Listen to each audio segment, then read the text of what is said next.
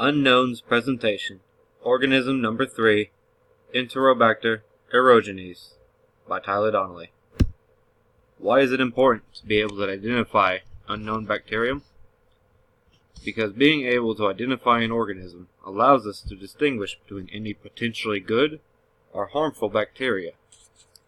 We can then determine what benefits they may offer us or what diseases they might cause.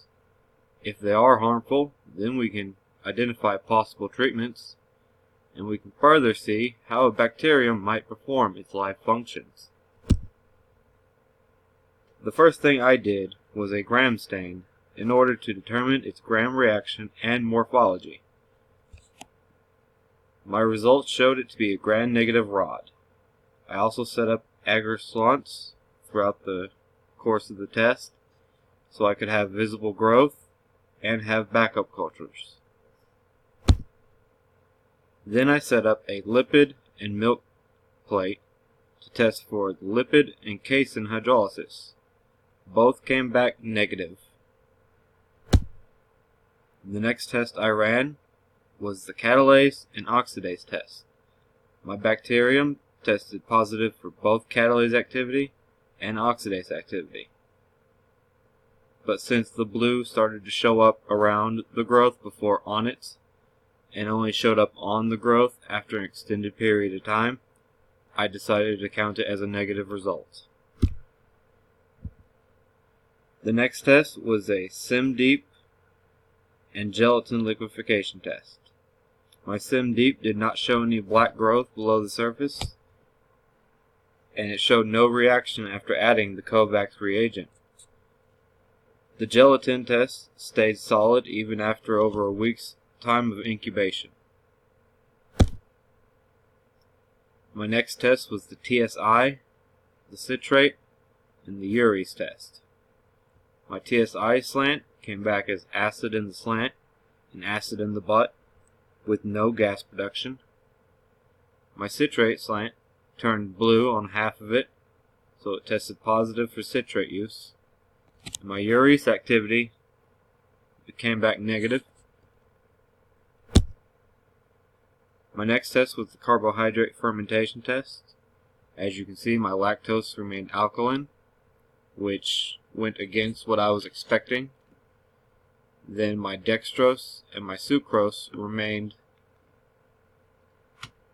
did turn acidic with a gas, which was what I was expecting.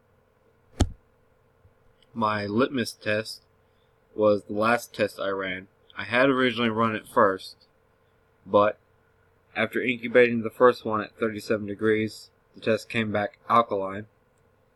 So the next time I tested it, I incubated it at 25 degrees over the weekend, and the result showed to be acidic with no curds.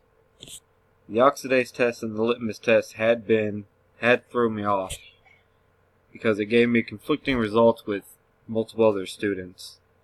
And so to fix this, I streak plated from both my agar slants and my broth, and when I rechecked them, the cultures remained pure, and so when I retested it, that's when I decided that the oxidase test was in fact negative, and the change in the temperature, incubating temperature, gave me a different result, which gave me the acidic with no curds.